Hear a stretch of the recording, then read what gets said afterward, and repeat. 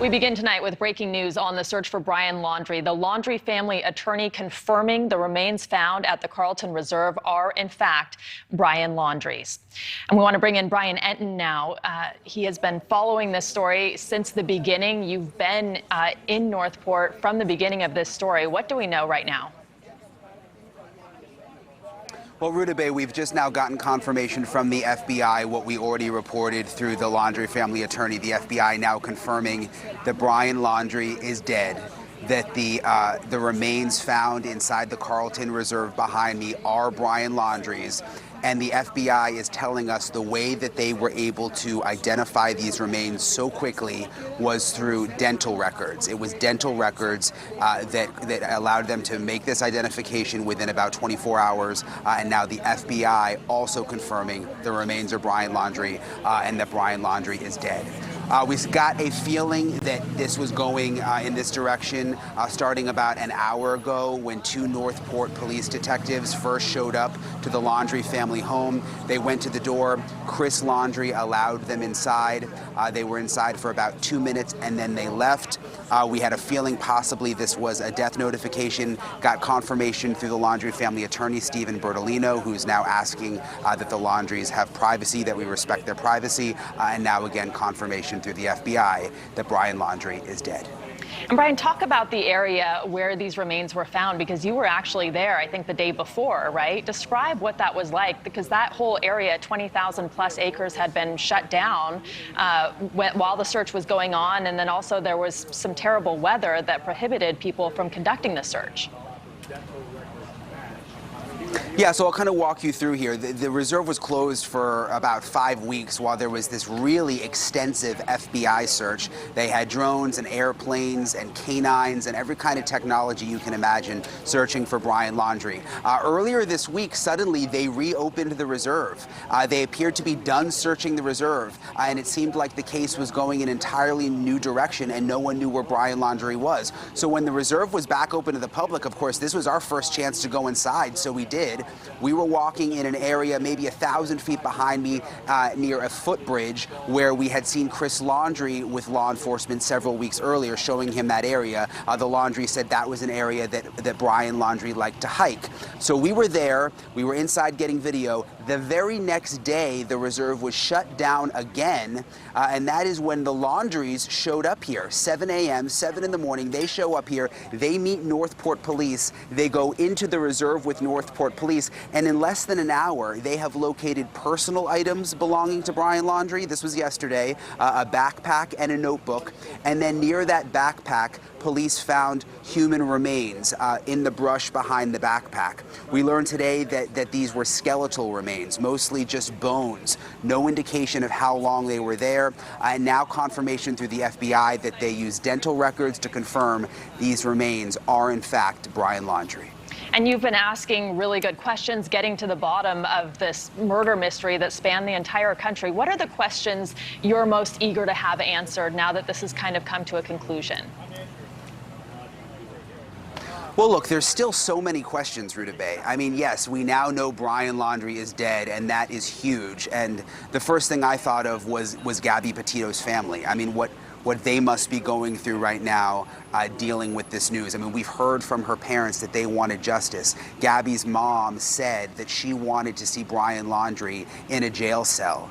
She wanted him to spend the rest of his life in a jail cell, and now we know that won't be happening. So, of course, first thing I thought about Gabby's parents and what they must be dealing with. But also, you mentioned it, I mean, there's still so many questions. Yes, we know Brian Laundrie is dead, but there are still so many things we don't know about exactly what happened to Gabby, and also how the parents were able to find the personal items and then the remains yesterday after a 5-week FBI search. And there are questions about that. I mean, we've had a lot of experts on our air. You've done reporting. Of course, everyone has been speculating for weeks, but a lot of people, including the experts, forensic analysis, psychologists, police officers, they all thought that he was probably alive, especially considering that the family had lawyered up.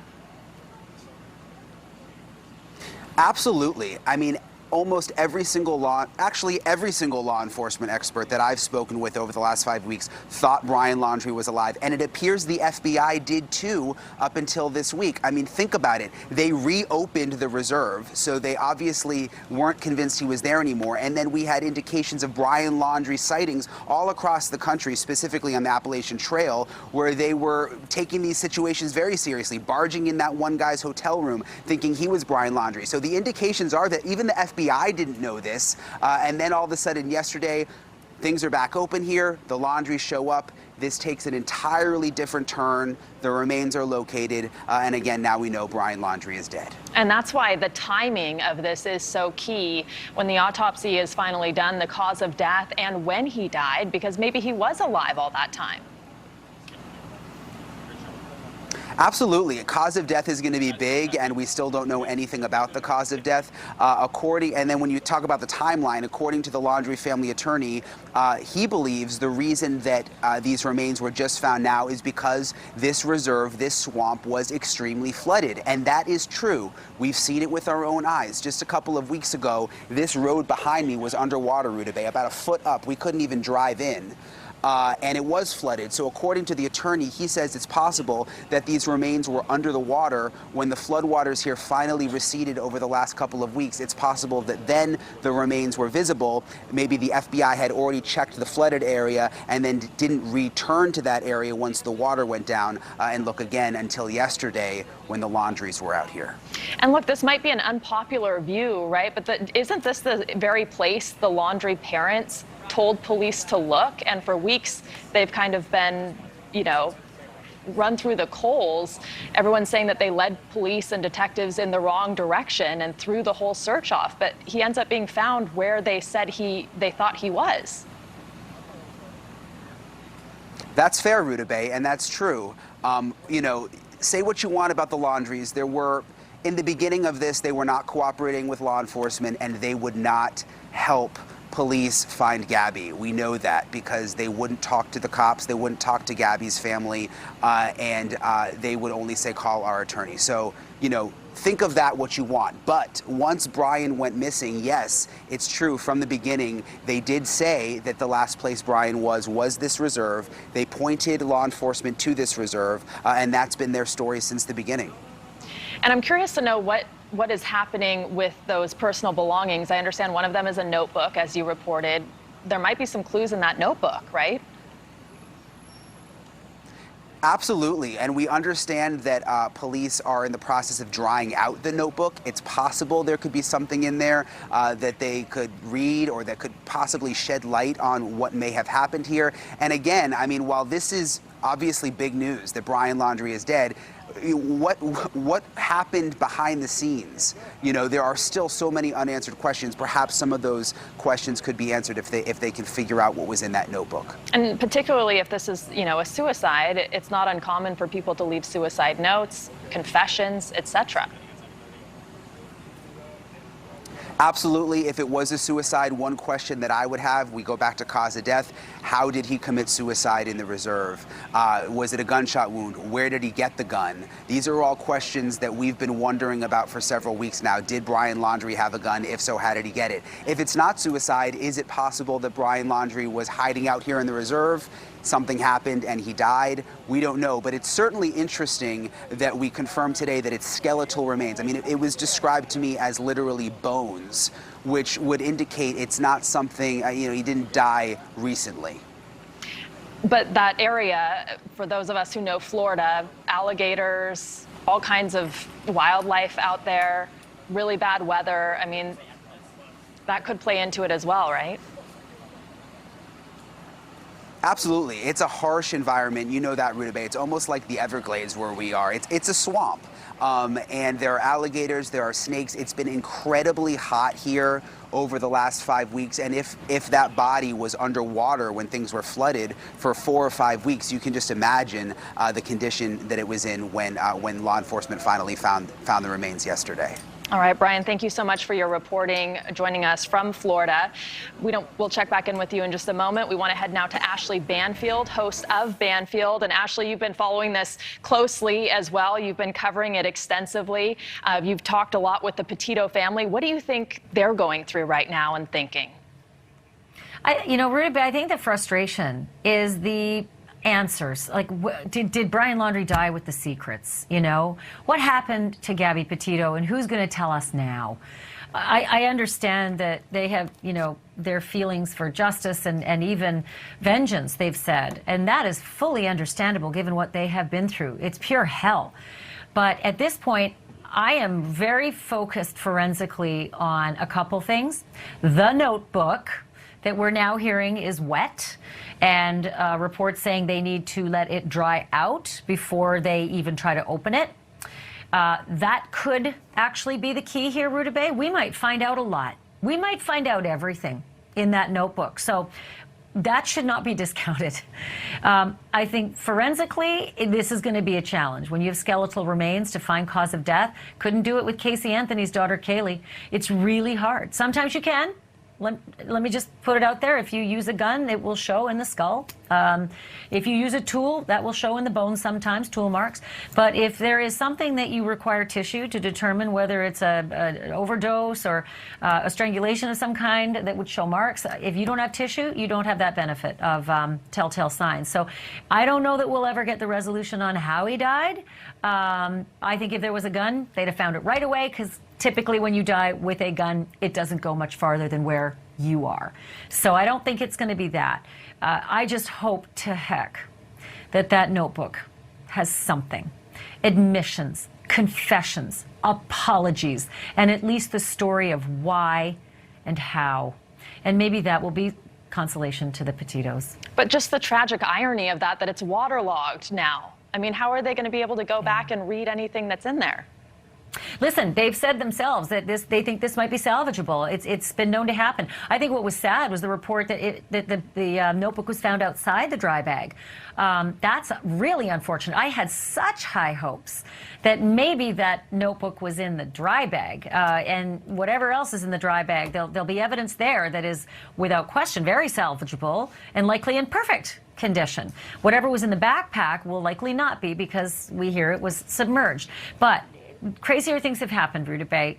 I have seen things that have been determinable even having been underwater. I'm going to hold out hope, certainly for the Petito family, that he didn't die and take secrets to the grave, because that would be just one of the biggest injustices, I think, for them to be left hanging like this. And what do you make of the parents? Obviously, the timing is suspect. There are a lot of things that don't add up, and of course, critics point that out all the time. But they were telling the truth, it appears, when they were talking about where they thought he might be. Eventually they were talking. I'm still just deeply troubled by the whole 4-day and then, 5-day lead time in which they finally filled out the report and said, our son is missing. To me, that is highly questionable. And then, I'm sorry, I just can't get my head around the big elephant in this story. We spent millions of dollars in 38 days with the highest tech equipment that the United States authorities and the FBI have to offer. But those guys on the screen with that red truck and ball cap and walking shoes, they went 20 feet off the trail. Roberta didn't even leave the trail. 20 feet into the bramble, and oh gosh, look what's here.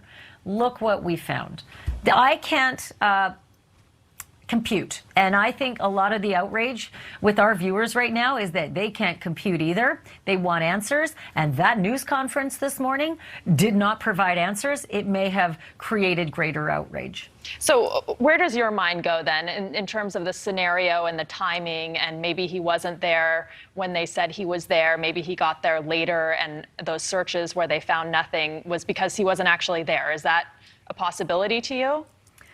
Oh, I could hypothesize till the cows come home. I could write a series on this one. But I'll tell you what, the story will be told in what the planning was in advance of this hike, okay?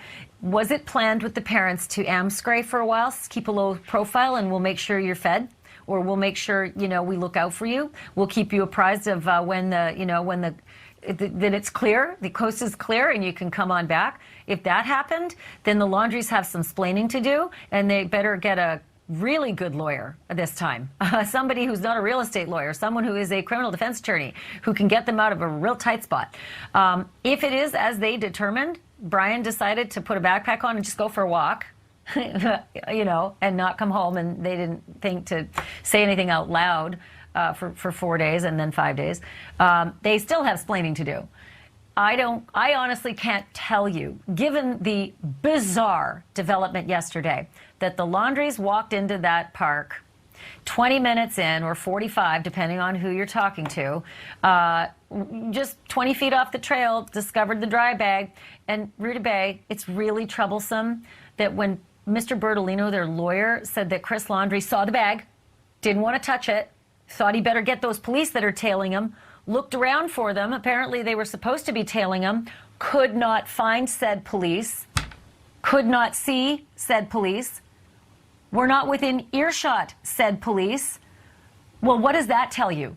Were they really tailing Mr. and Mrs. Laundrie into that park appropriately? Or have we got a repeat of, oh yeah, we've got eyes on him, we know where he is, and they had no idea? I have a lot of questions for these authorities for how they behaved early and how they behaved yesterday, and how on earth Mr. Laundrie then made the choice to pick up the dry bag himself and tamper with that evidence, because that is what it is. If you pick it up and you have to yourself then go marching off to find those police officers, well, that is tainted. All right, Ashleigh, thank you so much for your insight. I'm sure we'll check back in with you just a little bit later, and we appreciate your insight. Thanks, Ruta Bay. And our coverage continues on the death of Brian Laundrie. The family attorney saying investigators have found and identified his body. We will continue with the very latest.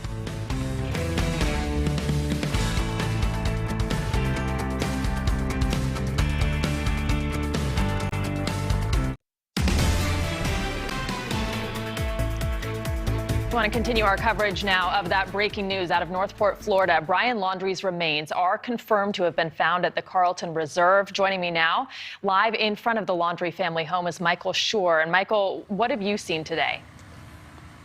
Yeah, it's a dull business, actually, looking at a house for a very long period of time. But then there's a flurry of activity, and that's what we got today. It was a quick flurry. We heard earlier in the day that the remains that were found at the Carlton Reserve were, in fact, skeletal remains. We were also told we likely would not hear any confirmation as to whose remains those were. However, about, I would say, 45 minutes ago, a car pulled up. 2 police officers got out. It was an unmarked car. They walked to the front of the Laundrie's house, knocked on the door. Mr. Laundrie let them in. They were inside for about, I would say, no more than 3. Came out, did not answer the question that I asked. I didn't expect them to, and they left. And at that time, we surmised that it could have been any number of things, but most likely it was the confirmation that it was Brian Laundrie whose remains were found yesterday. Last night, Stephen Bertolino, the lawyer for the Laundrie family, saying that it was a probability that the remains were Brian Laundrie's. The family was prepared, and today they got that news. And of course, it does mean, though, that there are still questions. How did Brian Laundrie die? How long had he been out there? What was in those personal effects? You have to remember, this is still a homicide investigation to the death of Gabby Petito. So at this juncture, there are still many questions. There are questions now that Brian Laundrie cannot answer because he was not found alive, but certainly it will give a little bit of closure to a part of this case that has been really going in so many directions for such a long time now, and now the questions will linger. And Michael, we've talked about what's going on behind the scenes there at that house. The media has been camped out there for weeks. Protesters coming, people leaving laundry baskets and signs and other things in the yard. What is it like now? Has anyone gone there since this news broke? Yeah, there are many more looky-loos coming through in their cars, slowing down, looking at the house now that the news has kind of permeated the area. There was a lot more of a media presence than even this past weekend. And it's interesting, when I got here very, very early this morning, I was surprised by how few cameras there were at that hour, and then they started growing as the day went on. But there was news yesterday, and that's what's prompted this. When they found those remains, when they found the 2 bags bags belonging to Brian Laundrie that had his personal effects. His parents were out there, were told to have been distraught last night with what they had found. When that happened, then you saw that this kind of picked up in interest, certainly from the media. So it's a little more eventful. There have been no protesters today, and that was a staple of this block for so long. But this has all been about watching and waiting, and today there was a little bit of resolution. I'm astounded that the parents haven't left the house, that the lawyer hasn't gotten them out to a different location, because all of this is playing out very publicly for them. Yeah, I agree, and that's something that's going to have to be answered later. Stephen Bertolino has been their spokesperson. He has taken the blame or the credit, depending on how you look at it, for telling the Laundries not to talk to the media, not to be public at all. And because of that, it has invited greater scrutiny because people want to know what's going on in that house, what they know, and it's been a real frustration. But most of all, it's been a frustration to the Petito family. But it's important to remember that these people who live in this house behind me, who just lost their son, are not now guilty of anything as far as we know, and that's what this investigation will bear out, if in fact they obstructed anything along the way. But yes, they've been in this house, they have not been public, and they have not moved to a different location. And criticism not only for not talking to the media, but not talking to investigators in the beginning stages of this investigation. But if your lawyer tells you not to talk to investigators, you're supposed to follow that advice, right? That's exactly right. I mean, that's one of the first things you're supposed to listen to. It's why you see so many people ask for a lawyer immediately. But in this case, it did bring upon them, and many people said it brought upon themselves, this idea that they were somehow culpable in some aspect of this, because they wouldn't be forthcoming, they wouldn't be assisting in the investigation. So that became a little bit of a problem for them, and it may linger into becoming a problem. We also may learn that Stephen Bertolino gave the best advice ever in telling them not to cooperate, because there were things that they did or didn't know, and they didn't want to implicate his clients at that point. And so there are questions to be answered, certainly, Rebecca. So many questions to be answered, most of all for Gabby Petito's family. Michael, thank you. And we want to bring in someone who can answer at least some of those questions for us. Attorney Arthur Aidala, defense attorney, criminal defense attorney. Thank you so much for joining us. What do you make of this development? Well, I mean, you know, having been involved in these types of cases and you know, following up on the conversation you just had, these people are devastated on both sides. Obviously, the Petito family is devastated. And now Brian's family, you know, as a mother and father, it's finite. Right now, it's definite. Maybe 6 hours ago, there was a chance he was alive somewhere. You can't throw any blame at the parents. Apparently, he's been found where the parents said last time they knew the direction he was heading in. So they weren't trying to hide anything. The flip side of the coin, and you have to look at it from a parent's point of view about Mr. Bertolino's advice. This is a crime that if he was found guilty of killing Miss Petito, he's facing the death penalty. I mean, as parents, and people who are watching right now can ask yourself the question, if your son or daughter comes home and tells you they committed an act that would get them the death penalty, as parents, are you going to go run in and start cooperating? I think everyone may have a different answer to that question, but as a lawyer, I think Mr. Bertolino gave them excellent advice. It's the advice that I would have given, which is let me take the bullets. Let me be the one who's the bad guy, saying I don't want you to speak. I want you to invoke your rights, and that's what took place here. And again, there's no winners here. Everyone is devastated. The only, if you want to look at a positive or some kind of positive learning moments, we have to focus on domestic violence in this country, and we have to focus on the telltale signs of it. So we got to identify it early to prevent tragedies like this from happening. If in fact Brian did kill Miss Petito, because you know that hasn't been proven beyond a reasonable doubt at this point, and I doubt it ever will be. Well, I have a question for you about that, but first I want to return to being in the parent shoes, right? There is a statute in Florida that allows parents not to be charged as accessories after the fact in some alleged crimes. Could that be at play here? And also, they were under no obligation to talk to the police before Brian was charged, correct? Correct, absolutely. And they were under no obligation to talk to the police after Brian was charged. The issue is if Brian is charged and then they helped him in some form or another, certain crimes may be pressed against them. It's not often. have no recollection in my almost 30 years of practice of people ever being charged with that. But you hit the nail on the head. Allegedly, the last time they saw their son, which I believe was September 1st, there were no charges pending against him. He was not a fugitive to the law. They could have given him $1 million and put him on a plane to wherever they wanted to, and they were not breaking any laws because all he was a person of interest. And in the United States of America, that's not enough to limit somebody's freedom. Okay, and I want to talk about now that Brian Laundrie is dead, confirmed dead. Let's say that notebook is recoverable. Let's say he confesses to killing Gabby in the notebook, or there's some clear and convincing evidence that he did in fact kill her. What happens then with an investigation like a posthumous investigation? Are there charges brought posthumously? No, I mean, all it does is, I guess it gives Ms. Petito's family, I don't want to even say closure. I don't think it really means that much to them at that point. But no, there's nothing that can be done. It's just that the investigation is fully closed without an arrest, because the arrested person would be a deceased person. But no, there's nothing that can be done. I mean, I guess in the civil arena, maybe, and I don't even think so. If he had Brian had a lot of money, maybe his Ms. Petito's family could bring some sort of a lawsuit for wrongful death, but I don't even know that. I mean, that's even a stretch. Basically, all that does is it solves a crime, but the person who, if it was in fact him or it's found to be him, got the ultimate punishment in death. And it sounds like the fact that they're using dental records to identify him, it sounds like there was not much of Mr. Brian Laundrie left to be identified. Okay, but let me ask you, we spoke with Ashleigh, we heard her points.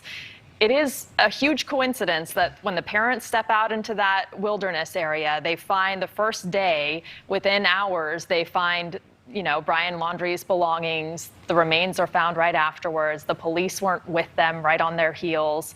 I mean, does all of this add up to you? Well, there's some issue having to do with water. I'm talking about the environment now where Brian was found, that the area where he was found was flooded at a period of time, and now it's no longer flooded. This isn't like an area that was easily searchable, as you guys have been covering for weeks now. People are up to their necks in water. There's alligators, there's snakes. So what I've been reading in preparation for this segment was there was a long period of time where the area where he was recovered was really inaccessible to the human eye. Maybe if you were underwater, you could find it. So again, even if his parents helped him before he was being charged with anything, they haven't done anything wrong. But it seems like at this point, their cooperation with the level with the law enforcement officers involved has gone up exponentially. As you can see, as you covered a moments ago, they went to the parents' house. We presume they said he has been identified. It is your son. That was a horrible moment. And I heard what you asked Mike earlier about why are they still in their home. I've been in that position. It's conflicting because in the worst moments of your life, about hearing your child is dead, you want to be in a very comforting place, and there's presumably no comforting place than your own home, as opposed to being in a hotel room or a friend's house somewhere else. There's no easy answers to many of these questions. And as I began this segment, there's two families, and if you just play that out, there's really thousands of people who knew both of these young people who are absolutely distraught and devastated today.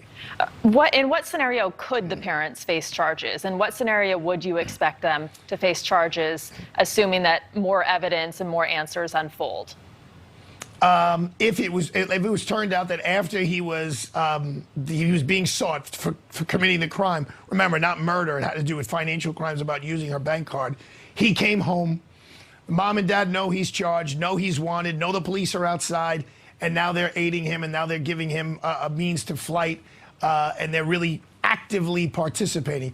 Not merely that he came home and packed his bag and left. That wouldn't be enough. But if they were really had a hands-on effect of planning an escape route, providing him with vehicles, providing him with money, then a prosecutor could prosecute them under certain scenarios. But as I said, in 30 years of doing this, as a prosecutor and a defense attorney, I've never really seen anything like that. It's not usually where prosecutors go. They really want to know who committed the crime, who committed the ultimate homicide.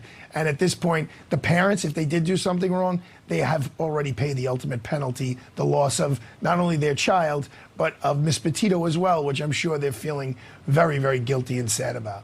All right, criminal defense attorney Arthur Aidala, thank you so much for joining us tonight. Thank you.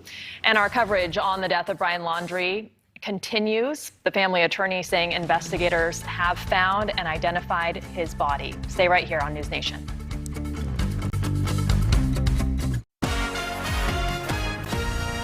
Welcome back. We have more now on the death of Brian Laundrie from NewsNation's Marni Hughes. You've been covering the Gabby Petito death case as well as other missing Americans. So first, I want to talk to you about the family attorney, the Laundrie family attorney. You just spoke to him. He was fired up. What did he say? Well, so this is the first time that we have heard from Stephen Bertolino since the remains have been identified just an hour ago as Brian Laundrie. Steve Bertolino was fired up mostly because of the public's perception of the parents at this point. I know a lot of people are curious about the parents' activities, what the parents knew, what the parents have shared, why the parents weren't more active in the search for Gabby. And at this point, he said, you have two parents who are grieving the loss of their son. They have not been required to speak to the media or speak to law enforcement in any of this, but they have cooperated, and they want protesters off of their front lawn.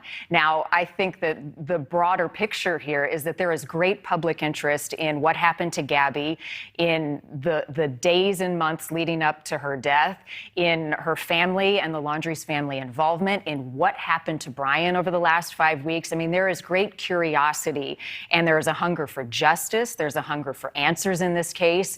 And what Steve Bertolino told me today is these parents are focused on grieving their son. I asked them, were the parents out at the reserve? This coincidence in the public's eyes of them going out to the reserve yesterday and suddenly stumbling upon a backpack and a notebook and human remains after 5 weeks of police and the FBI searching this reserve for Brian Laundrie, this nationwide fugitive manhunt. Where has Brian Laundrie gone? And all of a sudden, they open up this reserve to the public, and the parents go right to the spot. He called it hogwash. He used a word that I'm not going to say on television about the public's perception, criminalizing these parents. He is fired up, and there are a lot of questions, honestly, Rutabaga, that we may never have in what happened to Gabby, in what happened to Brian Laundrie. This attorney said he did speak to Brian Laundrie on the 12th and 13th of September, which is a question I had all along. When was the last time that you spoke with him? Had you seen him? He spoke with him on the 12th and 13th. I asked him, why did they feel the need to retain a lawyer? There were a lot of things that he wouldn't talk about. I asked him if at any point the family, the parents felt compelled to help in the search for Gabby or compelled to talk to law enforcement over the course of this manhunt and investigation, and he wouldn't go there. There are a lot of things that he's not able to share, but interestingly, for the first time, he said, I've been a family friend of the Laundries for years. I watched Brian grow up. They weren't close, but he described him as a good kid. I think to this point, we haven't heard anybody say anything about Brian. Now, I don't want to lose sight of the fact that Gabby lost her life, and the focus for justice is on Gabby. But there's a lot we didn't know about Brian Laundrie, and this attorney is close to the family. He was relatively close to Brian and was able to share a little bit.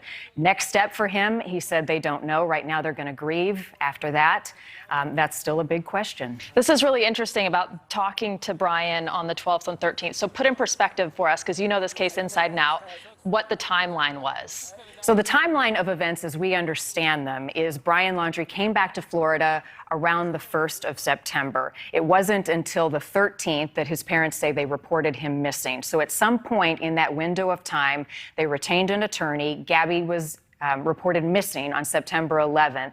They hired the attorney. Brian went out to the reserve, according to the parents, on the 12th and the 13th, and then hadn't been seen since. The parents did go out to the reserve independently. You may remember that silver Mustang. They went out to the reserve on their own independently in those very early days when Brian was just reported missing to look for him themselves. That is, according to the attorney. They didn't find anything. They found the car, and that was the last time he claims that they had seen him or heard from him. I also asked if they had been in any sort of communication with him over the last 5 weeks. He said no. And we're looking at a timeline of the events here. So that is really interesting perspective that the attorney talked with the family. The attorney talked with Brian Laundrie himself. He says he talked to Brian Laundrie on right the at that phone. time. Correct. And you talk about the thirst for justice from the public and the hunger for justice. I mean, justice will never be served in this case, I think, for anyone. No, I think there has been so much interest and there's been so much pressure on every single detail that we learn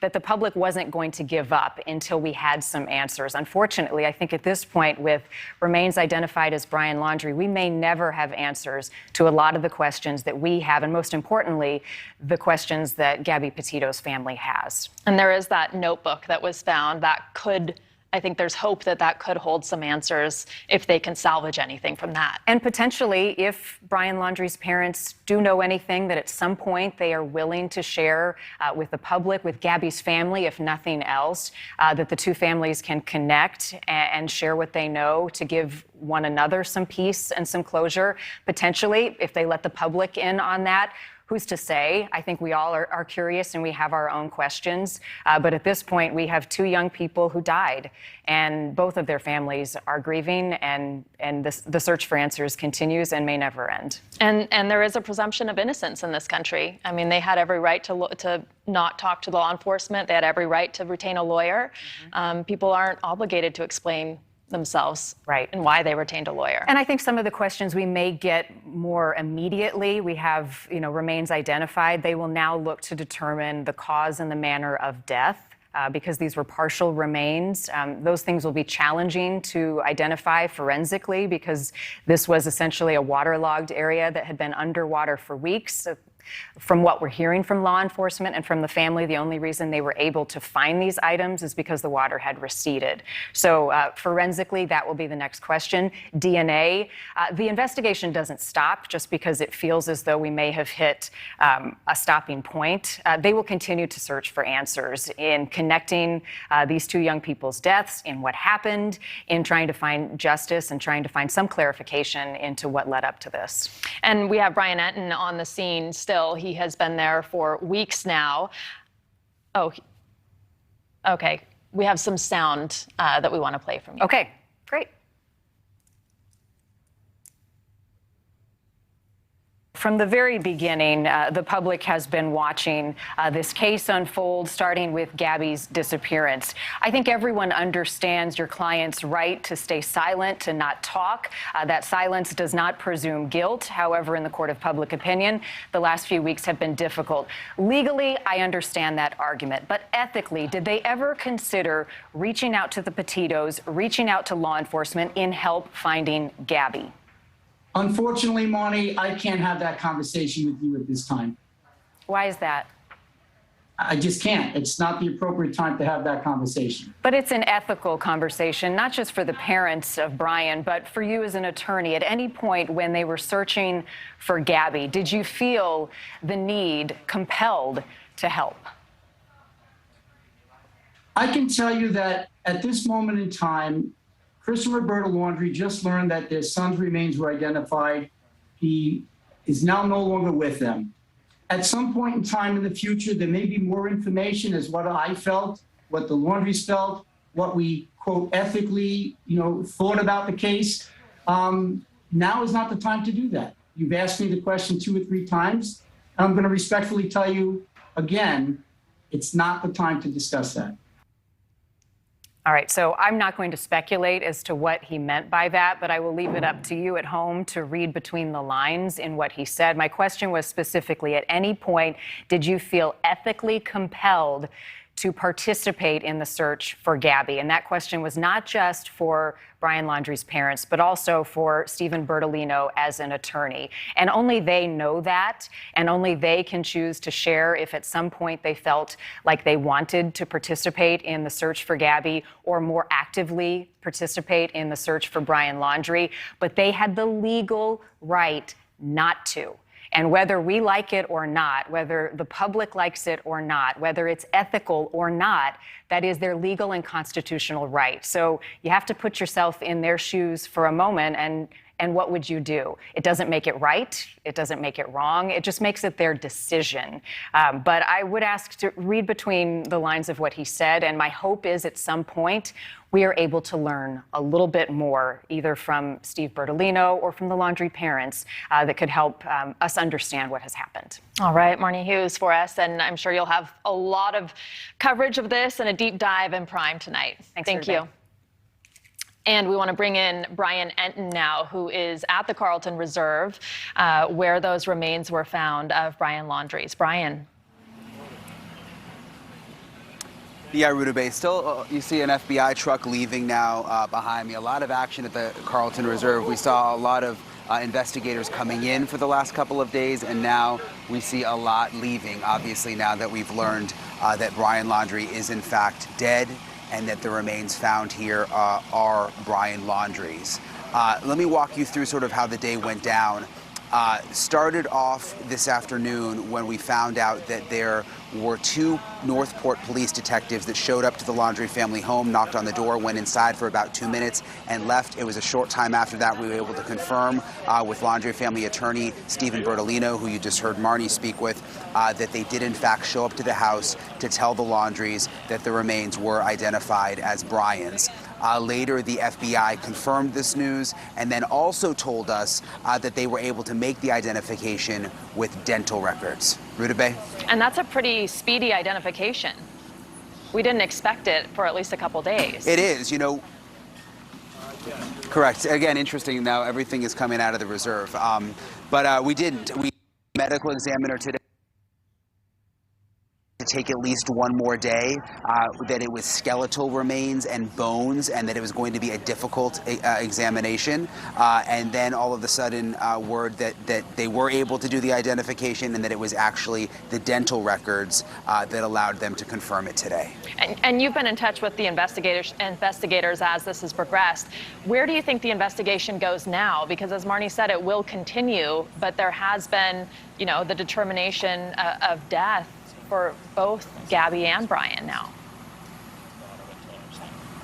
The investigation will continue. I mean, it's not like this FBI investigation just stops. They will continue to look into everything. We know that they're still in the reserve behind me. Obviously, there's, you know, not going to be the outcome that we expected. And also keep in mind, I mean, they haven't actually charged, when Brian Laundrie was confirmed dead, he still hasn't technically been charged with Gabby Petito's murder at this point. So it will be interesting to see if at some point the FBI comes forward and says, you know, even though there can't be a trial and there won't be justice in that way, they may at some point come forward and say, look, we have enough evidence now to say we do believe that Brian Laundrie killed Gabby Petito. Up until this point, that hasn't happened.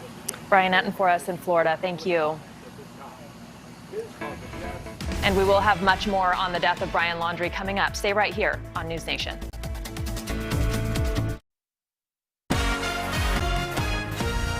We continue our breaking news coverage of the death of Brian Laundrie. And joining us now is retired FBI agent Bobby Chacon. Thank you, Bobby, for being with us and for patiently waiting. I want to get your take on today's development and also what you would be doing in the investigation now. Well, you know, you shut down there were 2 parallel investigations. So you shut down the investigation that was hunting for Brian Laundrie, right? We had people all over the globe probably running out leads and doing that.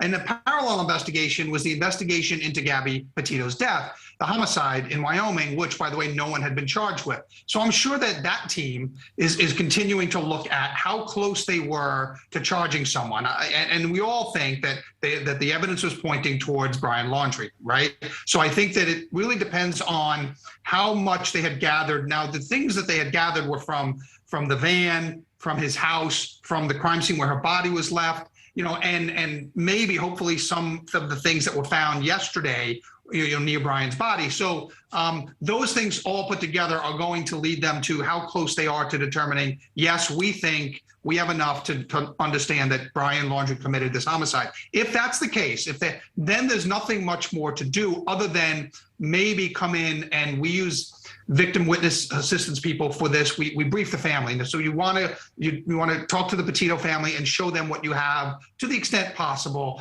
You don't want to be too graphic, but you want them to know you want them to know what happened and how you reach this conclusion. It's small consolation to them. I mean, the why this happened and how it happened, you know, I know there's a thirst in the public for that, but really that doesn't, how much of comfort is that going to be to the Petito family at this point? I mean, I think that the only comfort level is knowing that the person who carried out this heinous crime against their daughter, is now no longer with us. And to some people, that's small consolation. To some people, they wanted him to be punished and suffer. But I mean, it is what it is, and we have to deal with this situation as it is. All right, Bobby Chacon, thank you so much. I apologize, we're out of time. Stay with NewsNation's continuing coverage of the death of Brian Laundrie. On Balance has more coming up next.